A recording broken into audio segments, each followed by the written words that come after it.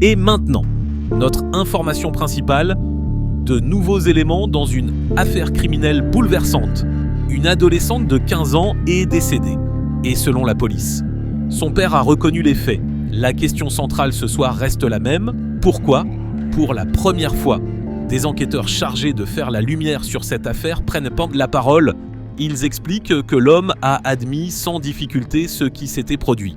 Les adjoints du shérif indiquent que Burgess s'est présenté de lui-même au bureau du shérif du comté d'Union, a parlé à une opératrice qui a commencé à vérifier son identité avant qu'il ne l'interrompe en disant qu'elle ne trouverait rien dans le système, car il venait de tuer quelqu'un, un aveu glaçant, surtout quand on n'est pas les parents, quand on a soi-même des enfants, et que l'on réalise jusqu'où certaines personnes peuvent aller. Confie un enquêteur, ce niveau de mal n'a rien de normal. Comté d'Union, Caroline du Nord, une banlieue paisible, faite de champs ouverts à perte de vue, de routes de campagne sinueuses et de modestes maisons en bois disséminées dans le paysage. Pour ceux qui y vivent, c'est une communauté sûre, où le quotidien s'écoule selon un rythme stable et familier. Sur Hampton Meadows Road se dresse l'une de ces maisons, vue de l'extérieur. Elle paraît banale, presque laissée à l'abandon. Un jardin envahi par les herbes, un porche en bois marqué par les années, des fenêtres immobiles, salon sans la moindre lueur. Certains voisins pensaient même que la maison était vide depuis longtemps, mais cette impression de normalité n'était qu'une façade. En août 2019, cette habitation est devenue le point central d'une affaire qui allait bouleverser toute la Caroline du Nord. Ce qui semblait autrefois inoffensif s'est révélé être le théâtre d'un dossier sensible.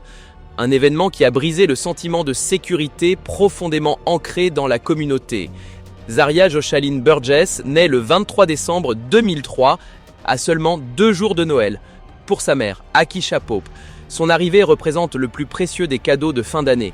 Son père, Joshua Lee Burgess, est quant à lui né le 25 décembre, si bien que ces 3 dates, l'anniversaire de la fille, celui du père et Noël deviennent, pour la famille, un repère symbolique unique.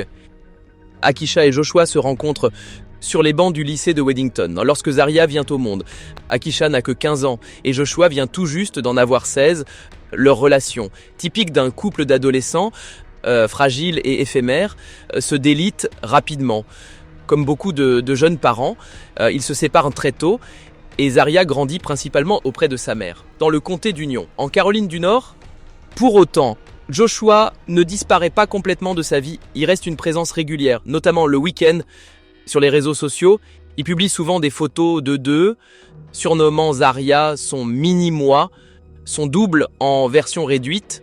Les images donnent à voir un père qui semble fier de sa fille, multipliant les légendes affectueuses. Il est présent pour les anniversaires, l'emmène au cinéma, partage avec elle des sorties le week-end aux yeux de beaucoup. Zaria apparaît comme une enfant heureuse qui, malgré la séparation de ses parents, conserve un lien solide avec son père. Pour un observateur extérieur, rien ne laisse penser qu'elle n'a pas grandi dans un cadre relativement équilibré, entourée de l'attention de sa mère comme de celle de son père. À la fin des années 2000 et au début des années 2010, Zaria s'impose comme une élève remarquable au lycée Hermon Air. Elle fait partie à la fois de l'équipe de danse et de l'orchestre de l'établissement, toujours présente aux répétitions comme aux activités extrascolaires. Le chef d'orchestre, Alan Sturdivan, se souviendra plus tard d'une élève débordante d'énergie, capable d'instaurer une atmosphère positive au sein de tout le groupe. Il la décrit comme un membre parfait, talentueuse, investie et dotée d'un fort esprit collectif. Ses amis et ses enseignants partagent le même constat. Zaria est une adolescente souriante, chaleureuse, facile d'approche. En dehors de l'école, elle aime aller au cinéma, passer du temps avec ses amis et profiter de tout ce qui fait le quotidien d'une adolescente ordinaire. Pour son entourage, Zaria semble être une jeune fille joyeuse, pleine d'optimisme et tournée vers l'avenir. Mais derrière cette image lumineuse, la réalité est plus trouble. Selon des déclarations recueillies plus tard, l'une de ses amies les plus proches confiera à la mère de Zaria une phrase que la jeune fille lui avait un jour révélée, une phrase que presque personne n'avait entendue jusque-là. « Je n'ai vraiment pas envie d'aller chez mon père le week-end. » Zaria expliquait avoir peur de son père, qu'elle disait incapable de maîtriser sa colère. Par moments, Il pouvait entrer dans des accès de rage en quelques secondes, sans raison apparente, une réalité difficile à imaginer, celle d'une adolescente de 15 ans vivant avec une telle inquiétude au sein même de sa famille. Zaria confiait également se sentir distante de la famille paternelle. Son père était blanc, sa mère noire, et elle portait en elle ces deux héritages. Elle disait avoir le sentiment de ne jamais être pleinement acceptée. Certains amis de Zaria, et même leurs parents, soupçonnaient Joshua d'être impliqué dans la consommation de substances interdites. Pourtant, chose surprenante, Zaria n'a jamais confirmé ni démenti ses soupçons. Une seule chose semblait certaine, chaque fois qu'elle se trouvait près de son père, Zaria ne se sentait pas en sécurité. Concernant la mère de Zaria, Akisha Pope, il est difficile de savoir si elle mesurait pleinement l'ampleur des inquiétudes de sa fille à propos de son père.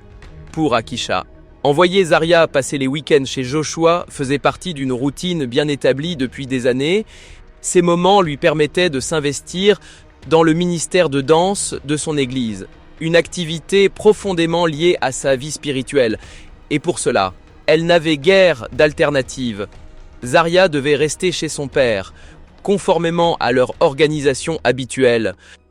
Mais le week-end du 17 août 2019, quelque chose change. Zaria supplie sa mère. Elle ne veut pas aller chez son père.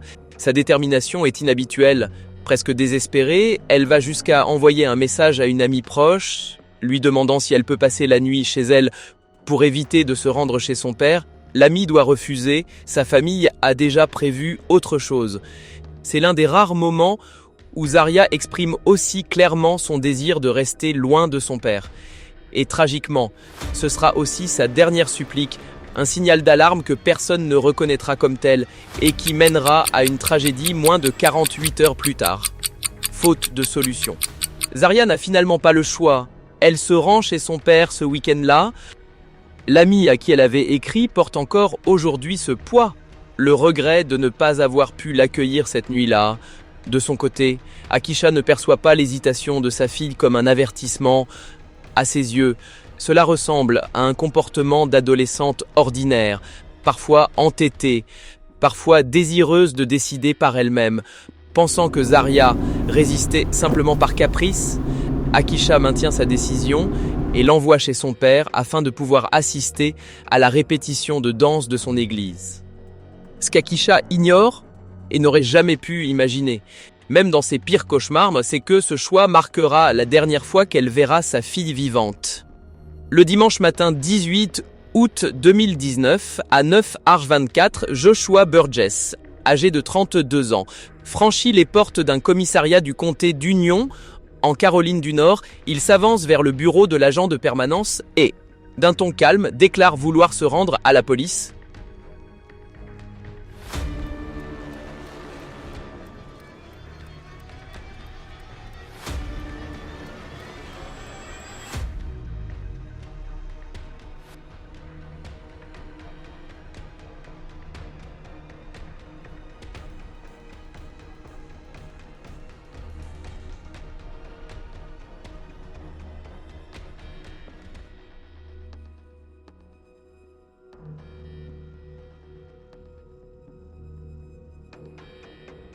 Au début, l'agent pensait qu'il s'agissait simplement d'une démarche administrative ordinaire. Il répondit « D'accord, laissez-moi prendre votre nom et vérifier dans le système s'il y en a un mandat. » Mais, contre toute attente, Joshua l'interrompit immédiatement, avec une calme qui devenait rapidement perturbante. « Non, vous n'avez pas besoin de faire ça. Vous ne me trouverez pas dans le système. J'ai causé la mort de quelqu'un. » Dès que ces mots quittèrent ses lèvres, l'atmosphère à l'intérieur du commissariat se figea. Joshua fut immédiatement conduit dans une salle d'interrogatoire afin que les policiers recueillent une déclaration complète sur l'acte qu'il venait d'avouer. Après avoir avoué, Joshua Burgess donna aux policiers l'adresse de sa maison sur le bloc 6800 de Hampton Meadows Road à Monroe, dans le comté d'Union, Caroline du Nord. C'est là, dit-il, que l'on pourrait retrouver sa fille. Les policiers se rendirent immédiatement sur place. Des sources ont ensuite confirmé que la maison était bien située au 5102 Hampton Meadows Road. Le quartier était habituellement calme, avec presque aucune activité grave. Les voisins affirmaient qu'ils ne voyaient jamais grand-chose autour de la maison. L'herbe était envahie, Les fenêtres sombres, beaucoup pensaient que la maison était abandonnée. Mais lorsque les policiers ouvrirent la porte, tout changea en un instant. Devant eux se trouvait l'endroit où Zaria, âgée de 15 ans, fut retrouvée. Elle était allongée dans le salon, dans un état de vulnérabilité totale, avec de multiples signes de blessures, une blessure grave au niveau du cou, et ses bras et jambes entravés. Les enquêteurs qualifièrent la scène de profondément choquante. Un policier expliqua que l'état dans lequel elle avait été retrouvée était une image qu'aucun d'eux ne pourrait jamais oublier. La vérité était là. Frappante, Zaria, une enfant de seulement 15 ans, avait été conduite vers une tragique perte par son propre père.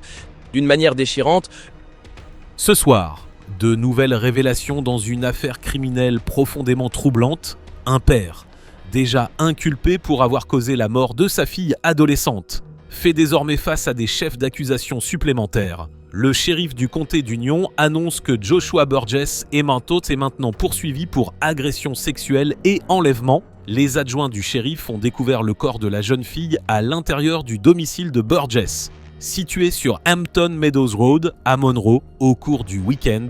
Une affaire qui continue de bouleverser la communauté et de révéler l'ampleur de la gravité des faits reprochés. l'autopsie a révélé que Zaria Burgess présentait de nombreux signes de violence sur différentes parties de son corps.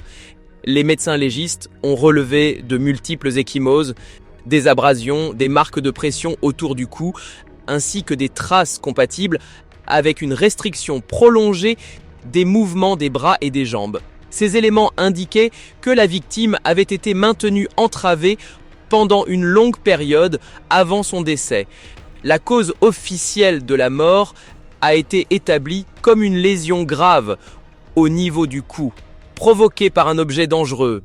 C'est cette blessure qui a finalement entraîné sa mort. Mais le rapport médico-légal a également confirmé un élément essentiel. Zaria n'est pas décédée immédiatement. Avant que la blessure fatale ne soit infligée, elle a enduré plus de 22 heures de souffrance continue.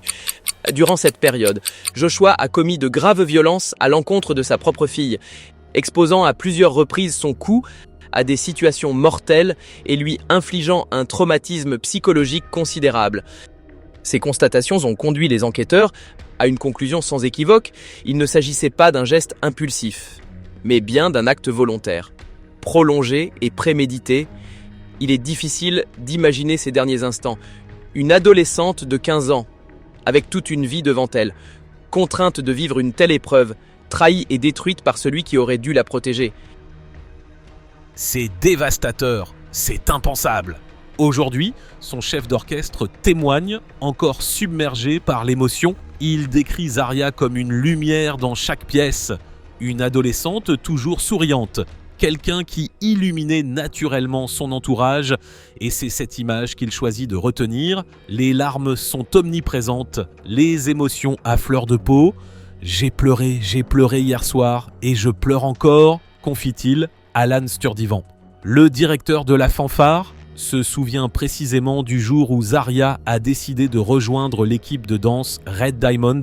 Il lui avait posé la question presque par hasard. « Tu reviens avec nous cette année ?» Elle avait répondu, surprise, pour faire quoi ? Et il lui avait simplement suggéré.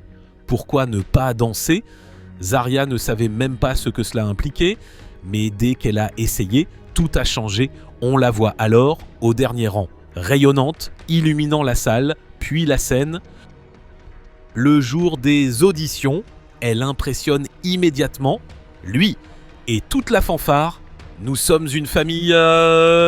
explique-t-il, cette semaine-là. La famille Red Storm s'est habillée en bleu pour Zaria. C'était sa couleur préférée, disent-ils. Sturdivan refuse de se concentrer sur la manière dont Zaria est morte si Zaria est morte. Il préfère se souvenir de la façon dont elle a vécu, tout ce qu'elle faisait. Elle le faisait avec le même sourire, tout le temps. Et aujourd'hui, ses élèves tentent d'avancer ensemble. Ensemble, nous allons réussir à traverser cette épreuve. À l'issue de l'enquête, Joshua Burgess est officiellement inculpé de plusieurs chefs d'accusation d'une extrême gravité. Parmi eux figure notamment un chef d'homicide au premier degré, ainsi une infraction criminelle grave impliquant une victime âgée de 15 ans ou moins. À cela s'ajoutent 3 chefs d'agression criminelle au premier degré, un chef de séquestration illégale au premier degré, ainsi qu'un chef de violence aggravée envers une mineure. L'ensemble de ces accusations reflètent la violence, la répétition et le caractère systématique des actes commis par Joshua Burgess. Elles ont ouvert la voie à des poursuites relevant des sanctions les plus lourdes prévues par la législation de l'État de Caroline du Nord. À l'heure actuelle, la sélection du jury est en cours dans le procès d'un père du comté d'Union accusé d'avoir causé la mort de sa fille adolescente. En août 2019, selon la police, Zaria Burgess s'était rendue à Monroe pour passer le week-end chez son père, Joshua Burgess, où elle a ensuite perdu la vie. Aujourd'hui, la procédure entre dans une phase cruciale. Des images montrent Burgess entrant dans la salle d'audience du comté d'Union, le juge ayant exceptionnellement autorisé les caméras à filmer ces instants. Juste avant le début de la sélection des jurés, Joshua Lee Burgess est jugé pour des faits remontant à 2019 concernant la mort de sa fille de 15 ans. Alors élève montante en seconde au lycée du comté d'Union, les enquêteurs rappellent que Zaria était simplement venue rendre visite à son père pour le week-end et que c'est lui qui s'est ensuite présenté aux autorités pour reconnaître les faits. Les détails de l'affaire sont décrits comme trop troublants pour être exposés en détail. Les forces de l'ordre parlent d'un dossier d'une noirceur extrême, si aucun mobile officiel n'a jamais été rendu public. La cause du décès a été établie comme une blessure grave par arme blanche. Joshua Burgess fait face à de multiples chefs d'accusation, notamment homicide, enlèvement, infractions sexuelles aggravées et exploitation sexuelle d'une mineure, surtout quand on est parent, quand on a soi-même des enfants et que l'on prend conscience de ce dont certaines personnes sont capables. Ce n'est tout simplement pas normal, confie un enquêteur. En juin 2022, après 3 semaines de procès, Joshua Burgess, âgé de 35 ans, est officiellement condamné à la peine maximale pour avoir causé la mort tragique de sa fille. Zaria Burgess, à cette sanction s'ajoutent 76 années de prison supplémentaire pour les autres chefs d'accusation pour lesquels il a été reconnu coupable. Selon la loi de Caroline du Nord, la peine la plus lourde ne peut être prononcée que si l'ensemble du jury se prononce à l'unanimité. En l'absence de consensus total, la sentence automatique est la réclusion à perpétuité sans possibilité de libération conditionnelle. Dans cette affaire, chaque juré a estimé que les actes de Joshua Burgess étaient d'une cruauté et d'une gravité telle qu'ils justifiaient la sanction la plus sévère possible. Bien que Joshua ait avoué dès le début de l'enquête, un procès complet a tout de même eu lieu, l'État ayant décidé de requérir la peine maximale. Au cours des audiences, Joshua plaide non coupable. Son avocat tente même d'empêcher le jury d'entendre sa confession initiale faite à la police, une requête que le juge rejettera.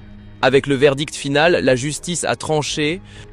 Pour la cour, pour le jury et pour la communauté, la responsabilité de Joshua Burgess ne faisait aucun doute et la sentence prononcée se voulait à la mesure de l'horreur révélée au fil du procès. Un homme du comté d'Union a été condamné à la peine capitale pour le meurtre de sa propre fille. En août 2019, Joshua Burgess a causé la mort de Zaria Burgess, âgée de 15 ans, à l'issue de plus de 22 heures de sévices psychologiques et sexuels dans son domicile situé près d'Airport Road. À Monroe, les éléments présentés au procès ont établi que la blessure fatale avait été infligée au niveau du cou.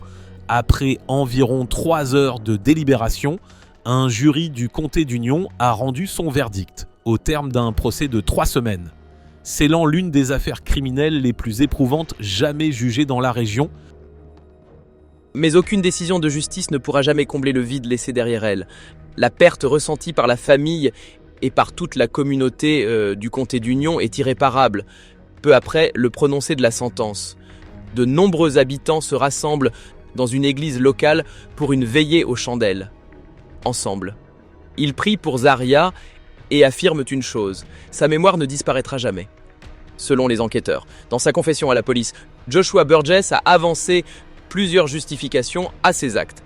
Mais en analysant ses propos en profondeur, les détectives identifient 2 motivations constantes, présentes dans tout son discours, le besoin de contrôle et un désir profondément déformé Dans la salle d'audience, lorsque l'enregistrement de sa confession est diffusé, un silence pesant s'installe. Les témoins décrivent un moment glaçant. Il est difficile à concevoir qu'un homme puisse évoquer la mort de sa propre fille avec une telle froideur. Sans la moindre trace de remords, Joshua explique alors avoir planifié l'intégralité de ce week-end dangereux passé avec Zaria. Il ne s'agissait pas seulement d'imaginer des moments ordinaires, comme prendre le petit déjeuner avec elle. Tout au long de la journée, il dit avoir mêlé à ses pensées banales des actes violents et destructeurs qu'il nourrissait mentalement. Du matin jusqu'à la nuit, il s'est enfermé dans ces scénarios déviants avant de les mettre à exécution, puis de se rendre au commissariat pour avouer pour l'accusation. Il n'y avait aucun doute, il s'agissait d'un plan réfléchi dès le départ.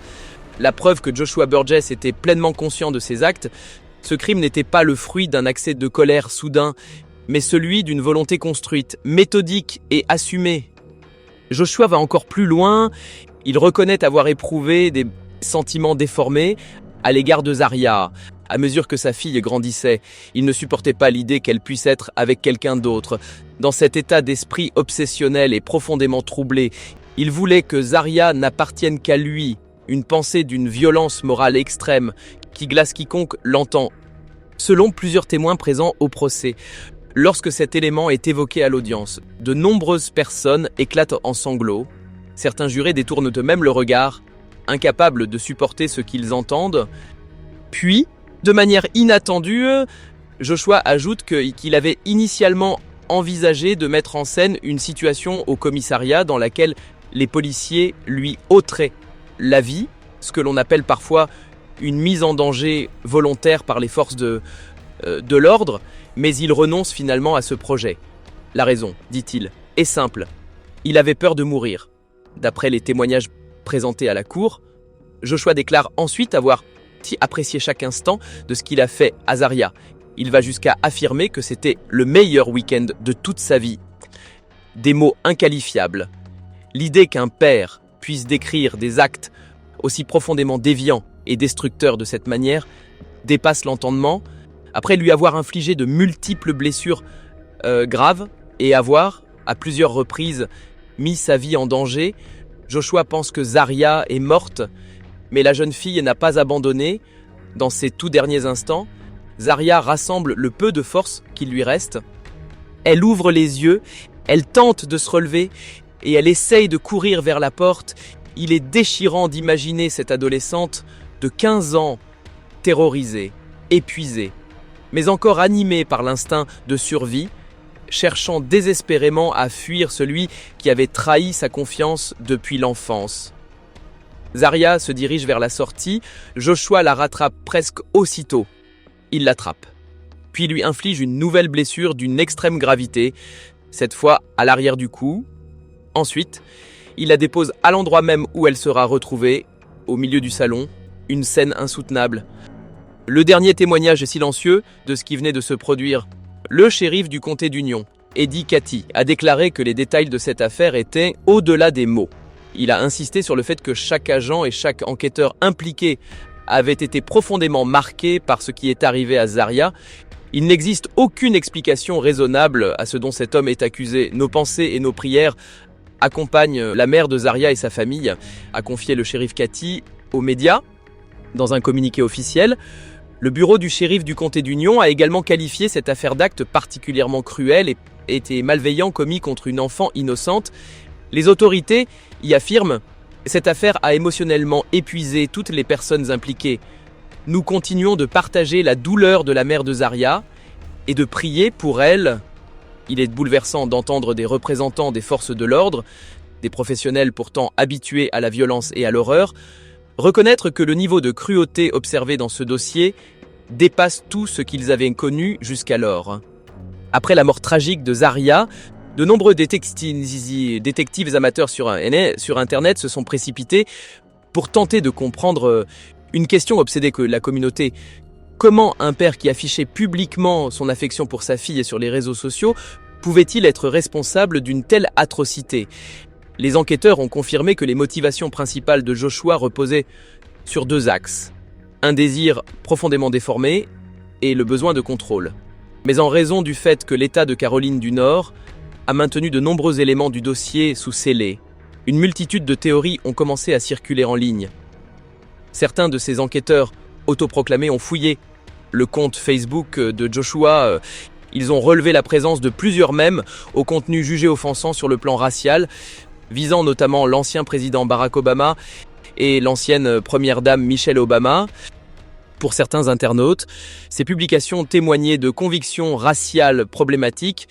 Ils ont également constaté que Joshua avait aimé plusieurs pages à caractère politique et religieux controversées, notamment des pages soutenant Donald Trump, Fox News, ainsi qu'un groupe religieux marginal aujourd'hui dissous, connu sous le nom de Flame of the Serpent, une découverte qui a immédiatement suscité la controverse sur les réseaux sociaux.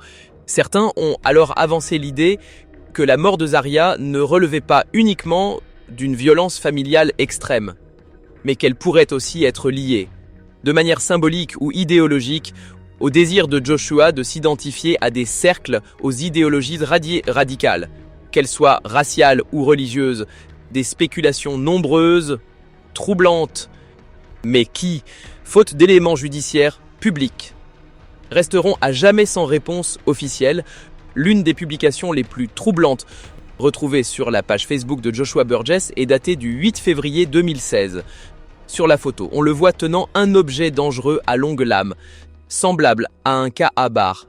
Derrière lui, plusieurs autres armes blanches pliantes sont disposées, presque comme une collection personnelle d'objets conçus pour blesser, mais ce qui a choqué le plus grand nombre, c'est la légende accompagnant l'image. Joshua écrit « J'aime vraiment couper des gens. Oups, je voulais dire des choses. J'aime couper des choses. Ah !» Des mots difficiles à croire. Et pourtant, lorsque cette publication refait surface des années plus tard, beaucoup y voient rétrospectivement un signal d'alarme glaçant. Le reflet précoce d'une pensée déjà profondément déformée. Les obsèques de Zaria Burgess ont lieu le 25 août 2019 au Christ Discipleship Bible Worship Center, à Marshville, en Caroline du Nord. Des centaines de proches, d'amis et de membres de la communauté s'y rassemblent pour lui dire adieu. Un hommage marquant est également rendu par le Monroe High School Red Storm Band, l'orchestre dont Zaria avait autrefois fait partie lors de la compétition Battle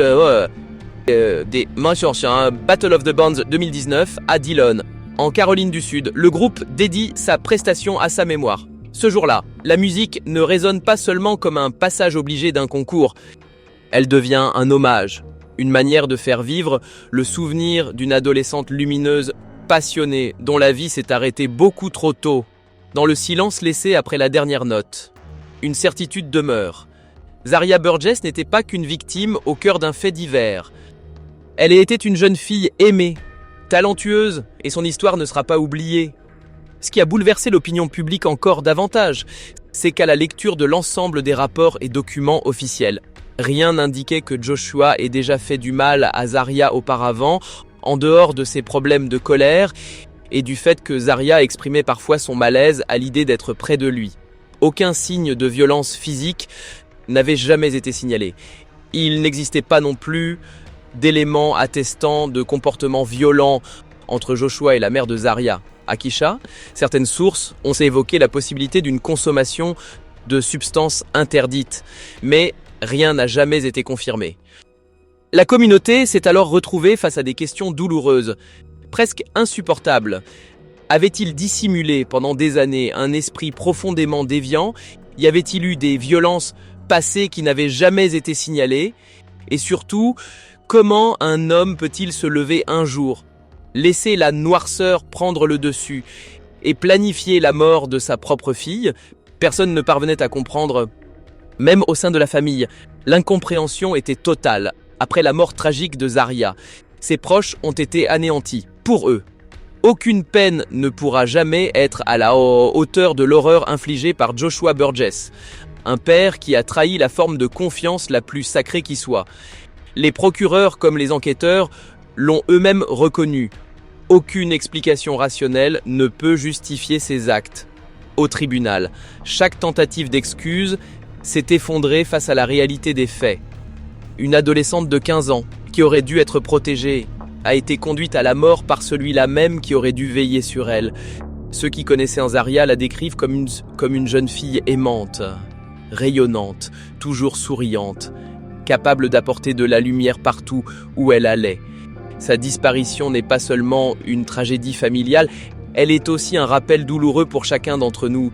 Il faut écouter la parole des enfants et rester attentif aux signaux d'alerte, même lorsque tout semble normal en apparence.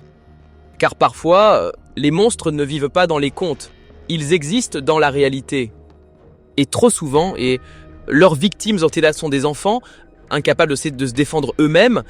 L'histoire de Zarya Burgess est l'une des tragédies les plus déchirantes que l'on puisse entendre.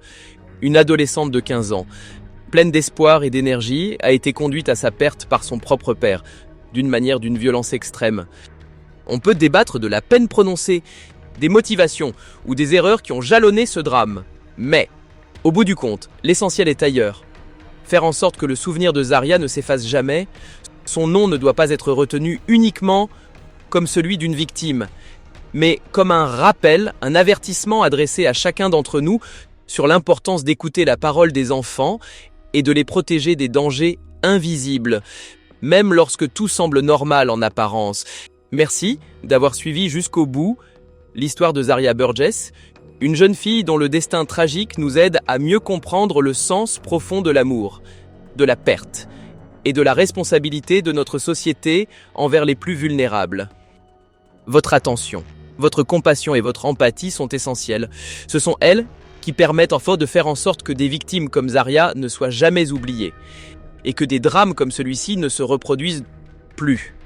Si vous souhaitez soutenir ce travail de mémoire et de prévention, n'hésitez pas à aimer la vidéo, à vous abonner et à activer la cloche de notification afin de rejoindre les prochains épisodes de cette série documentaire True Crime. Ici, chaque histoire est une voix pour la justice, une voix pour la protection de l'enfance et un engagement pour un monde où chaque enfant est en sécurité. Aimez et écoutez. Merci d'être là.